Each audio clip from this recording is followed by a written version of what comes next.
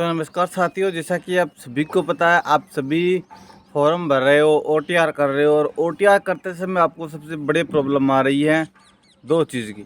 एक तो आपने रजिस्ट्रेशन गलत कर दिया, और दूसरी चीज़ आपको समझ में नहीं आ रही रजिस्टर्ड क्या है और अनरिजर्व्ड क्या है। एक तो रिजर्व्ड क्या है और एक अनरिजर्व्ड क्या है। तो सबसे पहले हम यही बात क्लियर कर लेते हैं कि रिजर्व्ड क्या है और अनरिजर्व्ड क्या है। गलती होगी तो उसको किस प्रकार से सही करोगे। तो नमस्कार दोस्तों, मैं सुनील स्वागत करता हूं आपका आपके अपने यूट्यूब चैनल ई मित्र सीएससी हेल्पलाइन में।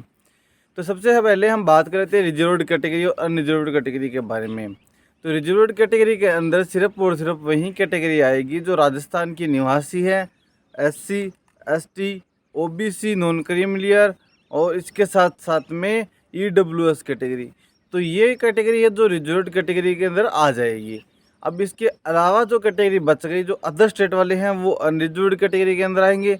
और जो अपना हर फॉर्म जनरल कैटेगरी में बना सकते हैं, जो जनरल कैटेगरी में ही आते हैं, जिनके पास में ईडब्ल्यूएस वगैरह नहीं है, तो वो अपना रिजर्व्ड कैटेगरी के अंदर ही अनरिजर्व्ड कैटेगरी के अंदर आएंगे। तो इस बात का विशेष रूप से ध्यान रखना पड़ेगा जब आप फॉर्म अप्लाई करोगे। तो इस बात का आपको विशेष रूप से ध्यान होना चाहिए कि रिजर्व्ड कैटेगरी क्या है और अनरिजर्व्ड कैटेगरी क्या है, आपको कौन सी कैटेगरी इसमें करनी चाहिए। ठीक है, आप ये तो बात होगी रिजर्व्ड कैटेगरी और अनरिजर्व्ड कैटेगरी के बारे में। अब रिजर्व्ड कैटेगरी और रिजर्व्ड कैटेगरी के बारे में अगर किसी को कोई जानकारी समझ में नहीं आई है तो वो मुझे कमेंट कीजिए, मैं आपको अच्छे से समझा दूंगा।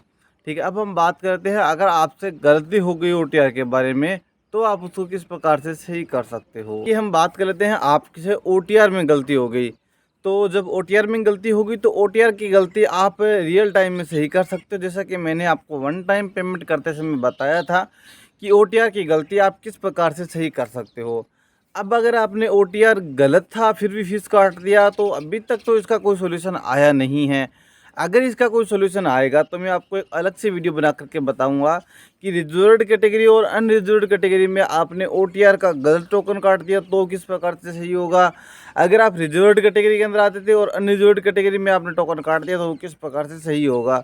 अगर आप अनरिजर्व्ड कैटेगरी में आते थे और आपने रिजर्व्ड कैटेगरी से टोकन काट दिया तो वो किस प्रकार से सही होगा।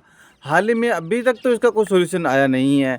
आप मेल कर सकते हो रिक्वायरमेंट पोर्टल पे, और मोबाइल नंबर भी वहाँ पे दिया हुआ है, हेल्प डेस्क नंबर भी दिया हुआ है। आप नीचे नीचे जा करके देखोगे और इस वीडियो डिस्क्रिप्शन में भी आपको मिल जाएंगे, वहाँ से आप नंबर ले सकते हो और आप उनसे संपर्क कर सकते हो।